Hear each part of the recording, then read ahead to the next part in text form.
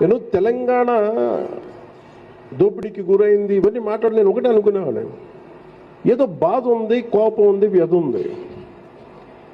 భాషని యాసని వెటకారం చేశారు. అప్పటికి పాలిటిక్స్ తెలియదు నాకు.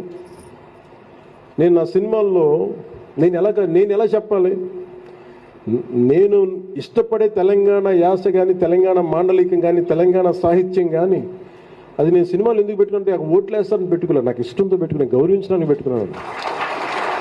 మేము ఇప్పుడు పాలిటిక్స్లోకి వచ్చి ఉండొచ్చు, అది వేరే విషయం.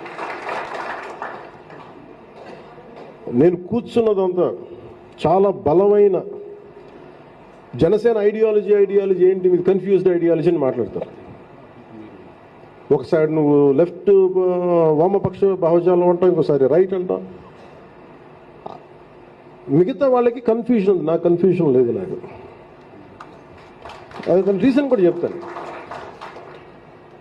ఇప్పుడు తెలంగాణ సాయుధ పోరాటం చేసింది చాలామంది కలిపి చేశారు, వామపక్షాలు చేసినాయి, సనాతన ధర్మాన్ని పాటించే వాళ్ళు చేశారు. ఎక్కడా కూడా రజాకారులు పర్టికులర్ మతం అయినప్పటికీ కూడా దాని మత పోరాటంలాగా అవ్వలేదు.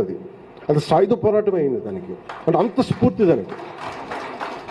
అంటే నేను ఆ బ్యాలెన్స్ నేను పట్టుకున్నాను. నాకు అర్థమైంది తెలంగాణ గొప్పతనం, తెలంగాణ పోరాట గొప్పతనం. అన్యాయం జరుగుతుంది, కానీ దానికి నువ్వు ఈ రిలీజియస్ యాంగిల్ తీసుకోపోకర్లా, ఇంకో యాంగిల్ పట్టుకోకర్లా, ఒక జస్టిస్ యాంగిల్ పట్టుకోవాలి. నాకు తెలంగాణ పోరాటం నచ్చింది అది.